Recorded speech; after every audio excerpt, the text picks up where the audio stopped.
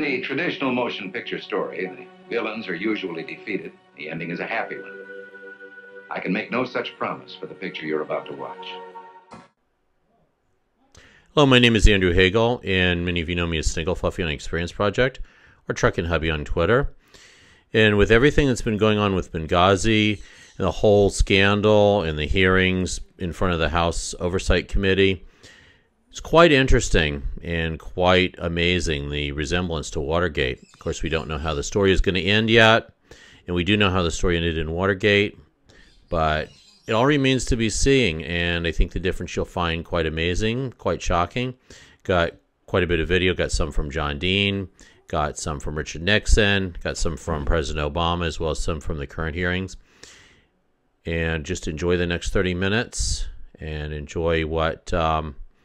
you'll find it quite thought-provoking and informative. The Oversight Committee exists to secure two fundamental principles. First, Americans have a right to know that the money Washington takes from them is well spent. And second, Americans deserve an efficient, effective government that works for them. Our duty on the Oversight and Government Reform Committee is to protect these rights. Our solemn responsibility is to hold government accountable to taxpayers, because taxpayers have a right to know what they get from their government.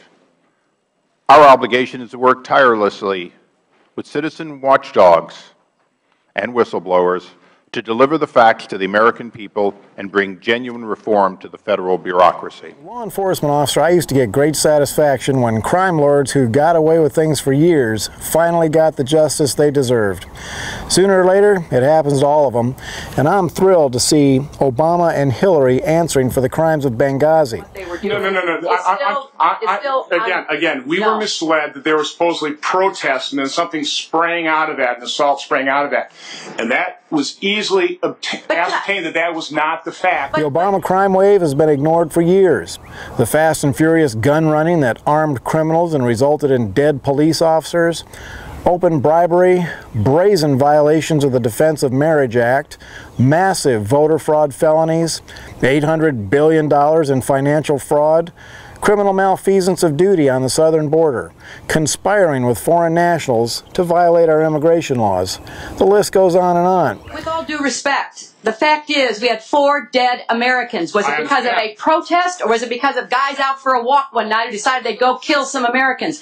What difference at this point does it make? It is our job to figure out what happened and do everything we can to prevent it from ever happening again, Senator. Now, honestly, I will do my best to answer your questions about this, but the fact is that people were trying in real time to get to the best information. The IC has a process, I understand. But Hillary and Obama met their match when they got 2 Navy SEALs killed in Benghazi, either intentionally for political reasons or through gross incompetence. Let's see. J. Christopher Stevens, U.S. Ambassador to Libya. Sean Patrick Smith, Information Management Specialist. Tyrone Woods, Security Specialist and former Navy SEAL. Glenn Doherty, Security Specialist and former Navy SEAL. Intelligence, all coupled with a do-it-yourself White House staff, regardless of the law. However, the fact that many of these elements of this climate culminated with the creation of a covert intelligence operation as part of the President's re-election committee. John. Jay, you told us that the only changes that were made were stylistic. Is it a stylistic change to take out all references to previous terror threats in Benghazi? Well, I appreciate the question again, and I think that what I was referring to was the talking points that the CIA drafted and sent around, to which one change was made. And I accept that stylistic may not precisely describe a change of one word to another. I'm just... These were undergoing extensive changes after they were written by the CIA. Sure. These were concerns that were raised by the State Department that the White House directed the interagency process to use in making these talking points. Well, I think the CIA original version included references to Al-Qaeda, references to Ansar al-Islam. The original CIA version included extensive discussion of the previous threats of terrorist attacks in Benghazi. Those were taken out after the CIA wrote its initial draft. And then the CIA wrote another draft based on input from the State Department. Well, but here's what I've been saying. Do you John. deny that? No, John, what I'm saying is, and I've answered this question several times now, but I'm happy to answer it again if you let me answer it, and that is that there was an interagency process, which is always the case, because a lot of agencies have a stake in a matter like this. The investigative agency, the CIA, the intelligence agencies, the State Department in this case, the national security staff, and everybody provided information and comment, and then on Saturday morning the CIA said, we're going to take a crack at these points based on what we know. And the things that you're talking about, again, don't go to the fundamental issue here, which was what could be said concretely about what the intelligence community knew to be true. Not the regret that these events took place. And I do not question the right of a Senate committee to investigate charges made against the President to the extent that this is relevant to legislative duties.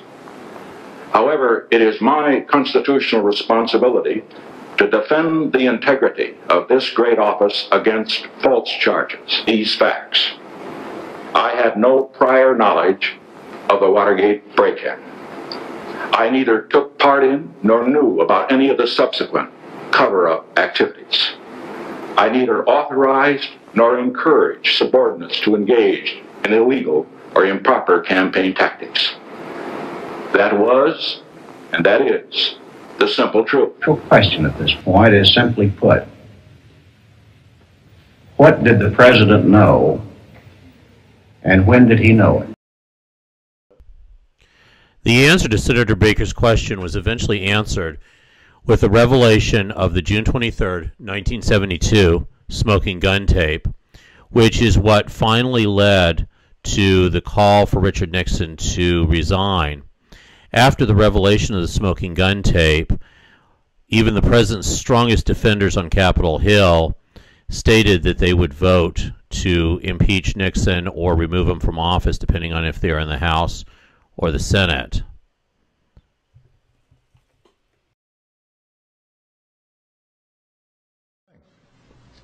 And we've got a whole bunch of people in the State Department who consistently say, you know what, I'm willing to step up. I'm willing to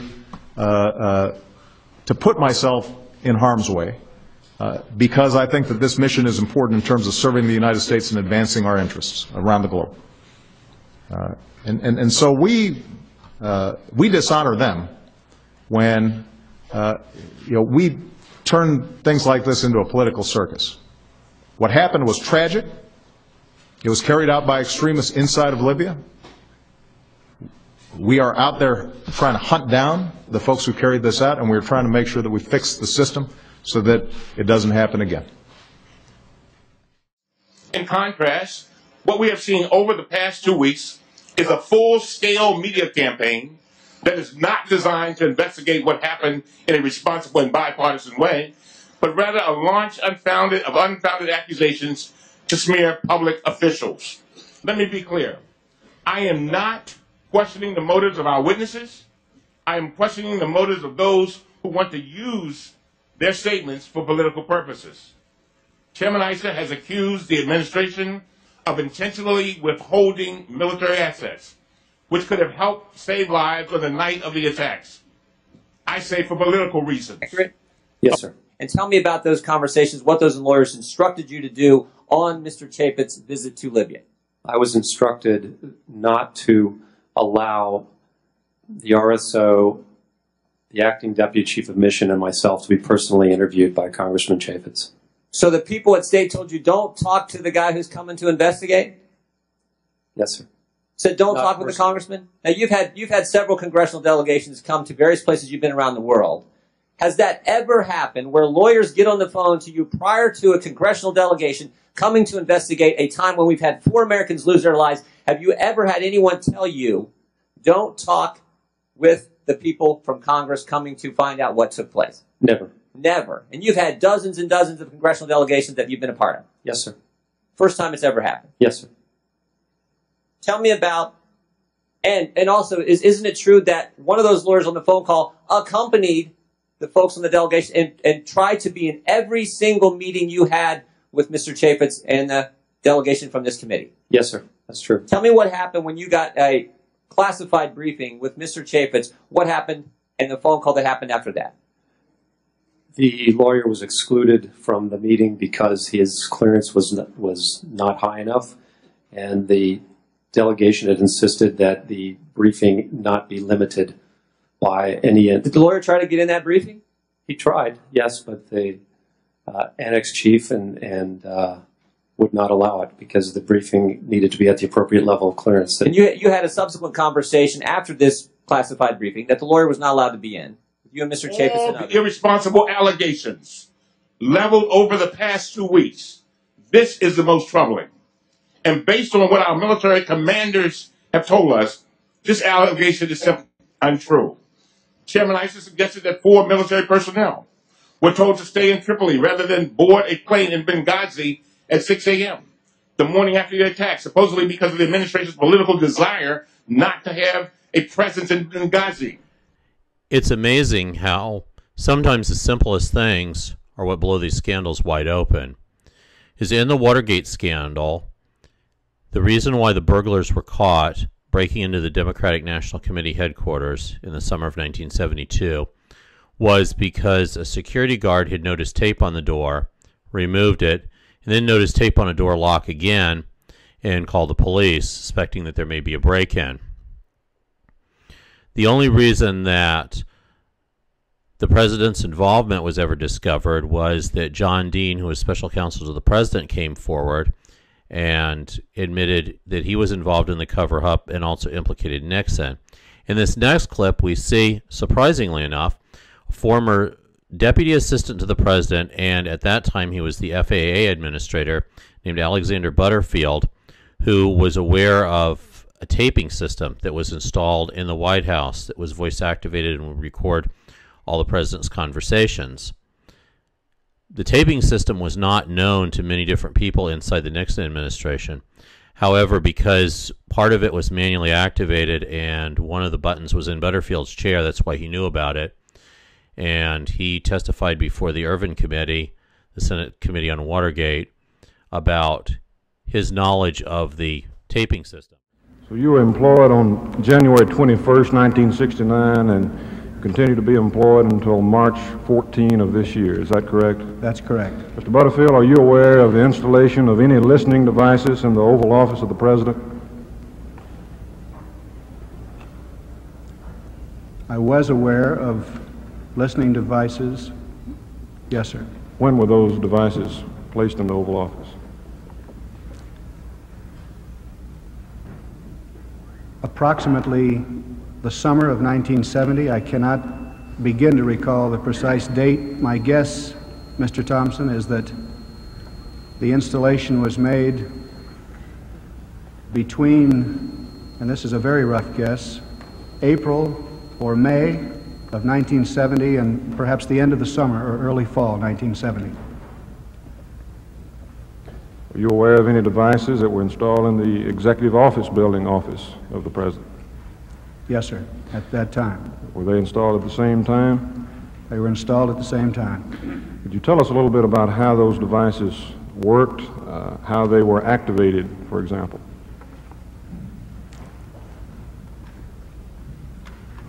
I don't have the technical knowledge, but I will tell you what I know about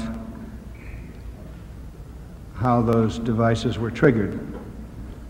They were installed, of course, for historical purposes, to record the President's business, and they were installed in his 2 offices, the Oval Office. Following Mr. Butterfield's testimony, the Ervin Committee struggled with President Nixon over the tapes. The Ervin Committee subpoenaed the tapes and asked Mr. Nixon to turn them over. President Nixon refused to turn them over.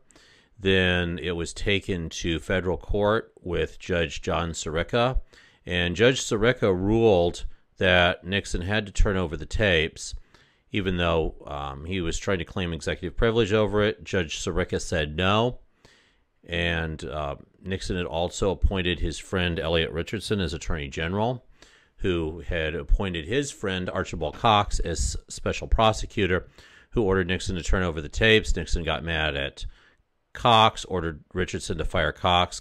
Richardson refused and resigned, and so did Deputy Attorney General at that time, Williams Ruckelshaus, also refused and resigned. And this led to what was called the Saturday Night Massacre. Following the Saturday Night Massacre, the continual struggle over the tapes, the Congressional Committee finally did get the tapes and went through thousands and thousands of hours of tapes and eventually found the key tape that Nixon had been sitting on, the June 23rd, 1972 smoking gun tape, which is what was the final nail in Watergate as far as congressmen and senators announcing that they intended to vote for Nixon's impeachment or removal from office, respectively. Ehrlichman Haldeman concluded that the theory for dealing with this committee should be as follows. The White House will take a public posture of full cooperation, but privately will attempt to restrain the investigation and make it as difficult as possible to get information and witnesses. A behind-the-scenes media effort would be made to make the Senate inquiry appear very partisan. The ultimate goal would be to discredit the hearings and reduce their impact by attempting to show that the Democrats have engaged in the same types of activities. Chairman Issa attacked Ambassador Susan Rice for statements she made on Sunday talk shows, claiming the administration, quote, deliberately misled the American people. The claim has been directly contradicted by our nation's top intelligence official, General James Clapper. He has already testified before the Senate that these attacks against Ms. Rice were, quote, unfair, end of quote, because, quote, she was going on what we had given her, and that was our collective best judgment at the time. There have also been allegations that the Accountability Review Board, led by Ambassador Thomas Pickering and Admiral Mike Mullen, failed to examine the role of Ambassador Patrick Kennedy. This accusation is, again, inaccurate. The administration, however, has not been cooperative, and unfortunately, our minority has mostly sat silent as we've made these requests. Some examples. On February 22nd, this committee wrote to Ambassador Pickering and Admiral Mullen, who, as required by law, were appointed by Secretary Clinton and co-chaired the Accountability Review Board investigation. We asked them to testify about their investigations and findings.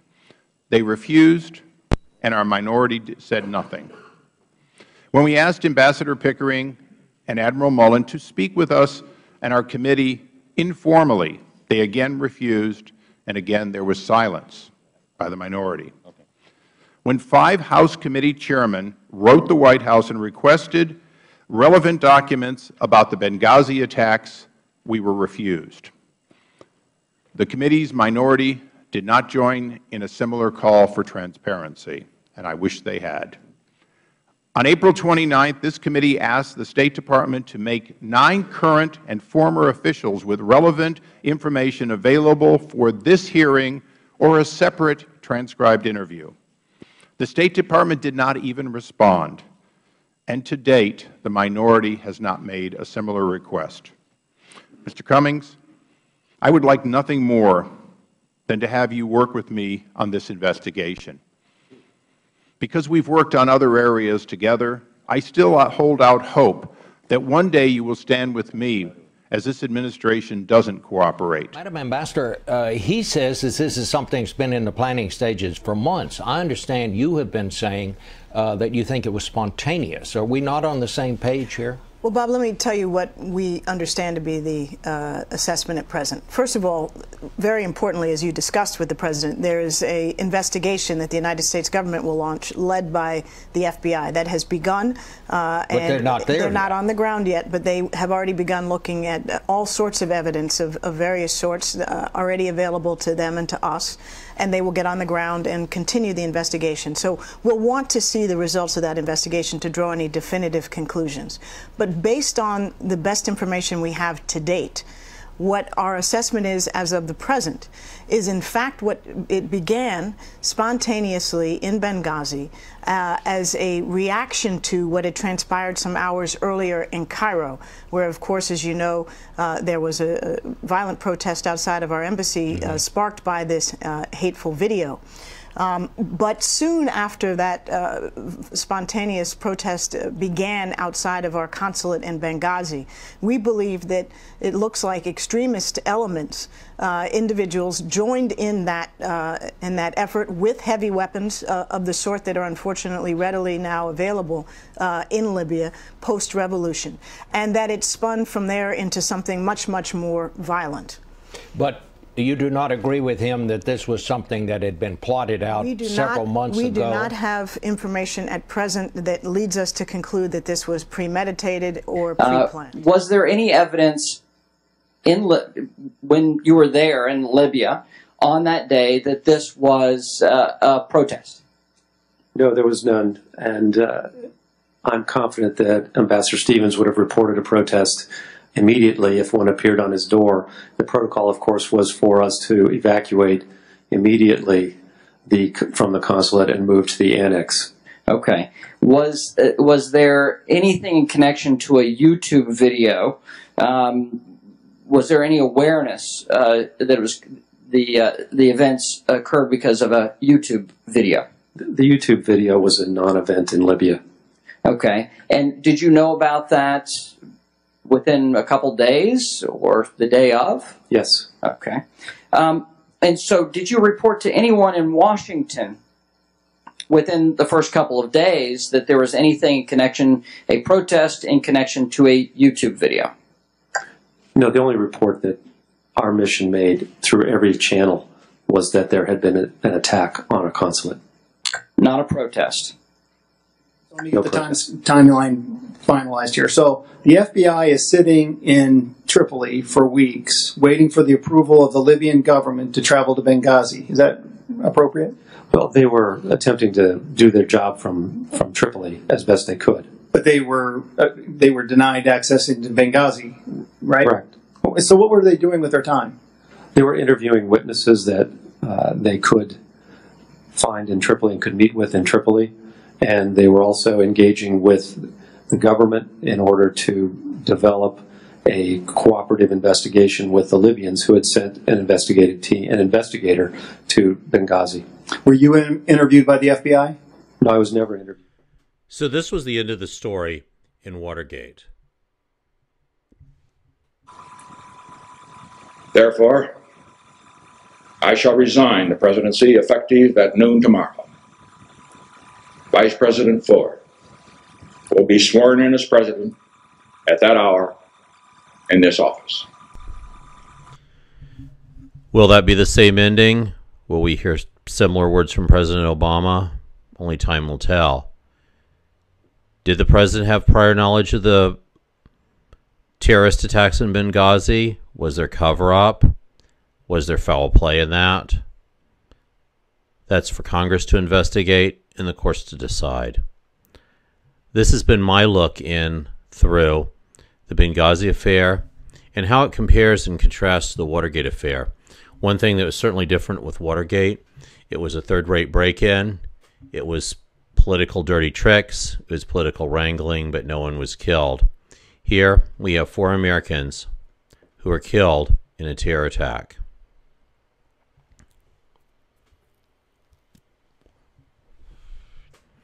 This video is dedicated to all the 4 Americans that were killed and to their families, and I wanted to express my deepest and most sincere condolences to them for their loss. And I thank you very much for watching. I'd love to hear your comments on Benghazi and on the video. So please join me on social media to continue the conversation. I'm on the following sites. I'm on the Experience Project as Sniggle Fluffy. I'm on Twitter as Truckin' Hubby. I'm on Patriot Action, YouTube, and Vimeo under my own name, Andrew Hagel. Thank you for watching, and God bless.